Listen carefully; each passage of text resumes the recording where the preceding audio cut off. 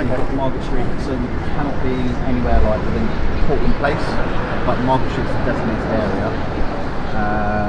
So this little map here, where Regent Street is, either side of those blue areas, there's a cordoned off area, like fenced off area, where you guys can go and demonstrate. Thank you. Okay, no worries.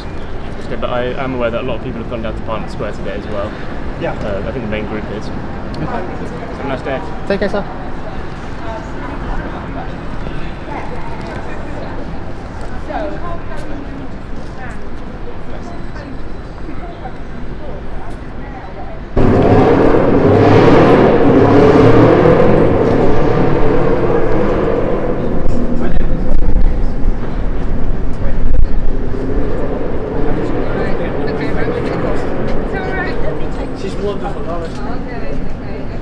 Honestly, you want to see her stuff. It's crazy. You probably have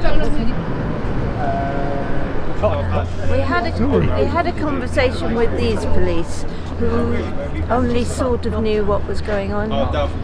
This journalist knew more than they did about the different. I quite believe it. So how is the public supposed to know that there is an exclusion order here?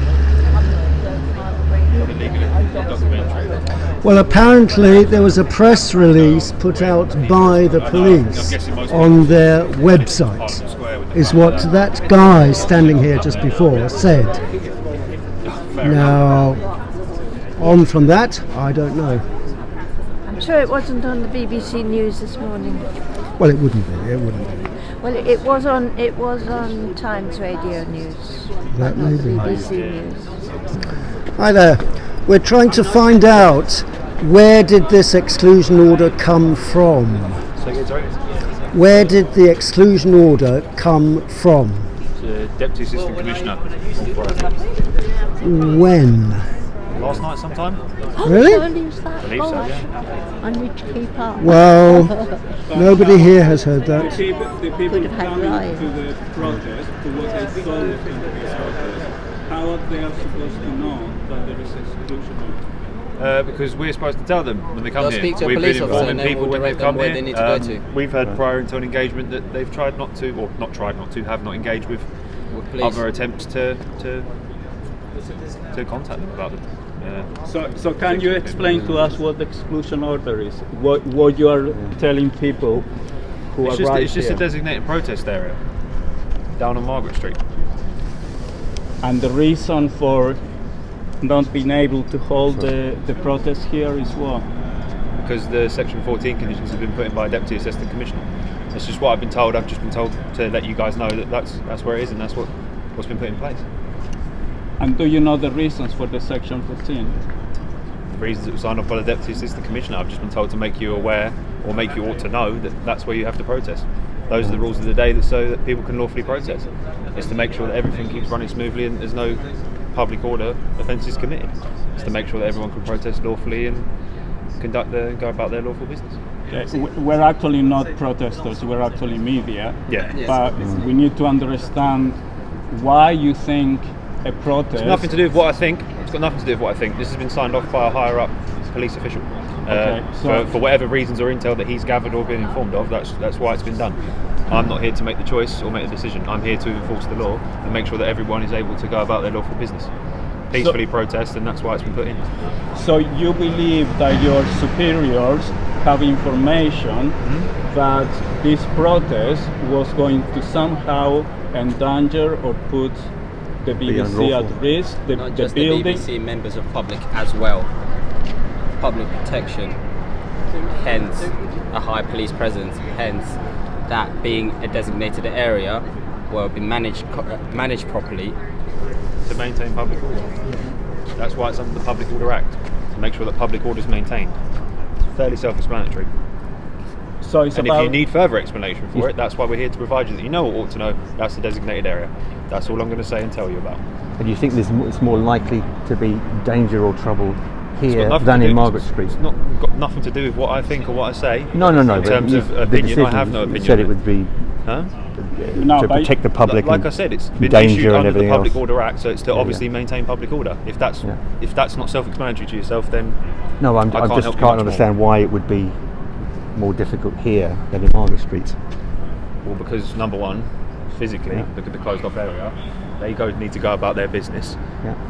The protesters need to go about their business. If it's been lawfully designated that that's the area that's where they're going to protest, that's the lawful area that's been designated where they're going to protest.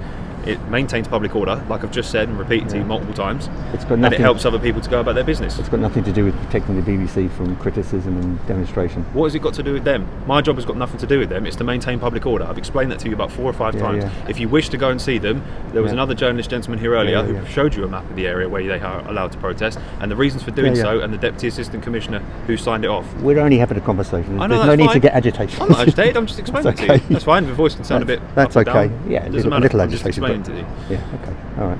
Public Order Act is Public Order Act. It's been deemed that Public Order Acts need to be enacted necessarily. No, it Public doesn't order make to be very much maintained. sense to me why it would be different there than it would be here. I'm not the one who makes the logistics planning of it. No, It's just the way it no, is. well, that's fine. That's a good answer. Yeah. Yeah. But you believe your superiors have information regarding how this protest will impact? It's got nothing to do with my beliefs. Like I can repeat myself all day to you, sir. I'm here all day, but it's got nothing to do with my beliefs.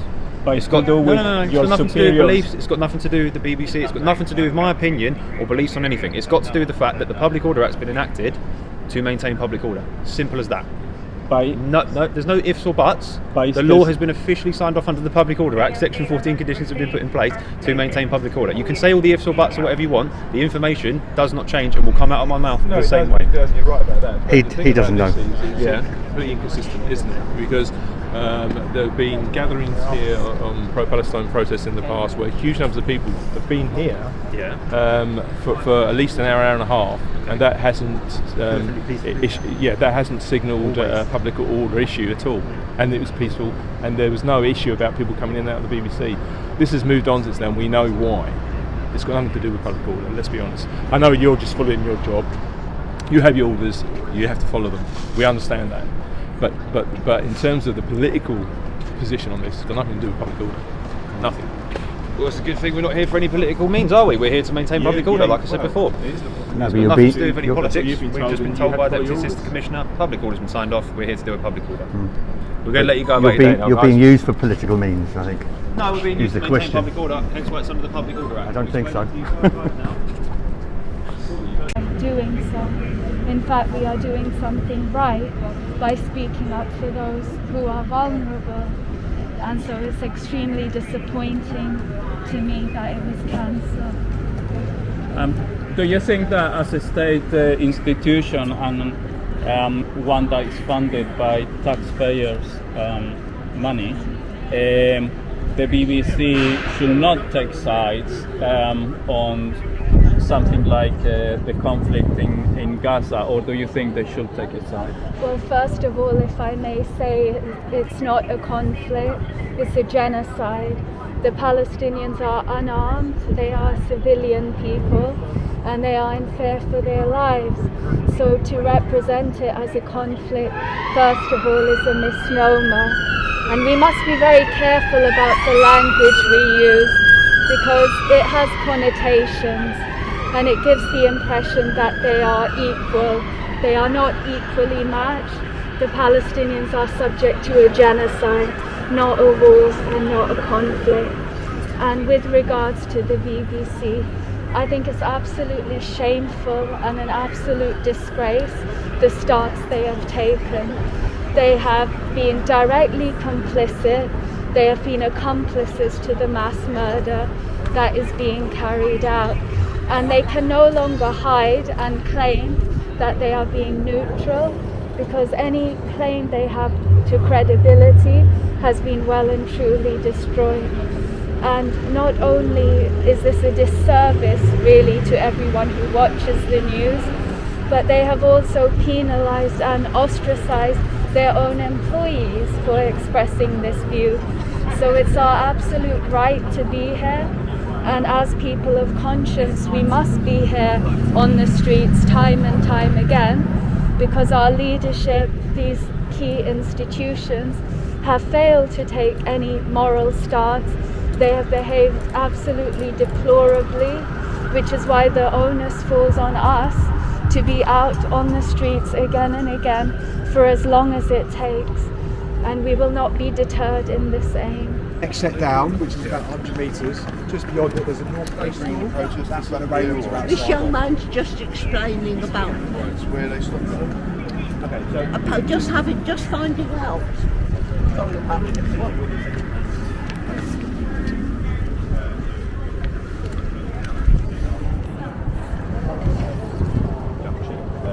of the north face, there's barriers either side.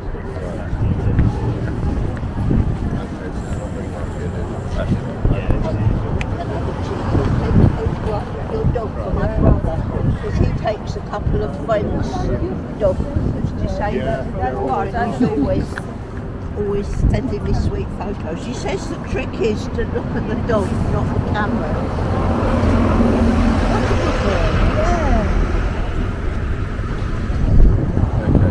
Thank you so much, son.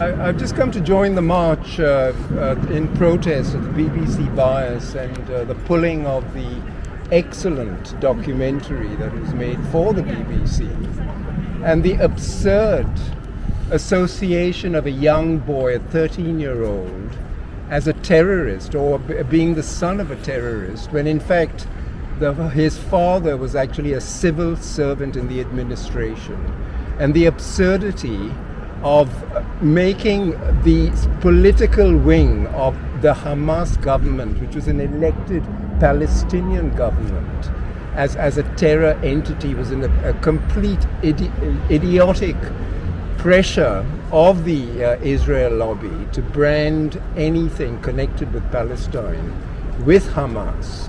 Now the thing is, I've just come from synagogue myself. I belong to an Orthodox synagogue. But we're trying to show that the BBC and the whole repression that is being introduced by the Starmer government is suppressing free speech, and especially on Palestine. It's the most absurd campaign. It's worse than McCarthyism because it's beginning to creep into every activity of a university, of a school, of the general society, to stamp out any support for what is happening in Palestine, in Gaza, which is a terror entity. Israel is the one that should be prescribed as the terror entity that for years has been suppressing Palestine, a terrible occupation that has been branded illegal by the International Court of Justice. And the president, the prime minister of Israel, is now a proscribed war criminal who's under arrest, as is the head of the army at the time, Yoav Gallant. And all the ministers in the government have deliberately, intentionally carried out a genocide. A genocide, yes, it is a genocide, as is widely supported and defined by Israeli intellectuals, by Israeli academics, by professors, by Amnesty. And, coming here this morning to find out that this protest has been banned by the police again, while they allowed the Israel lobby to come and make a protest against a film that was depicting the plight of the children of Gaza and this plight of genocide. So I hope people will, raise their voices. About the 13-year-old boy, Abdullah, the narrator of the Gaza film. Now, my understanding is that if he had been Jewish, he would already have had his bar mitzvah and would be morally responsible for his own actions. Is that true? Yeah, that is true. Right. So my point is that if the boy, Abdullah, if he had been Jewish, he would be morally responsible for his own actions. Therefore, his parents' attitude would have been irrelevant. Is that true? Yes, it's true. But I mean, Okay. The most absurd thing is trying to stamp out the voice of Palestine, and I think it's a disgrace. Of course, that they've allowed this to go on and actually permeate into society and into the whole sort of government, and it's just part of the repression. It's worse than McCarthyism because it's so blatant that they're supporting a country that Britain itself actually created in a way on a land that belonged to other people. Well, and they have to be recognized. You cannot steal somebody else's land and then create a Jewish state and use the Bible, as the reason to actually carry out sort of things that happened in the Bible. The Amalekites, in fact, today's reading in the Torah was about how God said you've got to wipe out the Amalekites because they were so savage and so awful. And then they relate that to the actions of Israel, justifying Israel's actions. The Palestinians are the Amalekites. But who has created the worst savagery imaginable? What the Israeli army is doing. What is your explanation of why the Israeli lobby has been able to infiltrate the whole of UK society or the UK establishment, the government? Well, I mean, how have they managed to do all that? Well, the whole point is Israel was looked at as the bastion of imperialism and colonialism, and that's why it's been supported to the hilt right from the beginning. So it's all part of this whole sort of organization and setup of colonialism, imperialism, and as the bastion in the Middle East for the West. And that is why Israel has been given this impunity. And of course, bringing in the whole religious aspect and the Bible, it adds more weight, that Israel can do what it likes because the Jews were there 3,000 years ago and all this sort of. And in fact, the Palestinians are probably the real descendants of the people that lived in Palestine. Sure. And so, I mean, there's so much. I mean, it's just the beginning, and people have got to fight back and raise their voices wherever they are, and do not be intimidated by this whole system of repression. A lot of this is just sheer intimidation. The synagogue is not even near this place, and nobody goes near there, and it was just used as another tactic of this whole anti-Semitism construction, using the anti-Semitism and the Holocaust as a weapon to suppress the voices of Palestine and the freedom for Palestinians, which has all been underlined by the International Court of Justice, the ICC. There's enough legislation now to stop Israel at what it's doing, and yet it's doing the opposite. In the West Bank, they went to the mosque, and another ancient mosque in Nablus, and set fire to it. I mean, this is Israel's soldiers, the so-called IDF, and you have prayers in the synagogue, supporting the work of their hands and the safety of the soldiers, our soldiers, and this is what they're doing. Setting fire to to mosques, and the destruction, displacing 40,000 people in the West Bank, going into refugee camps and the refugee villages and destroying them, ripping up roads, killing indiscriminately. This is what Israel has become. And it's a stain that it will be hard to repair. So.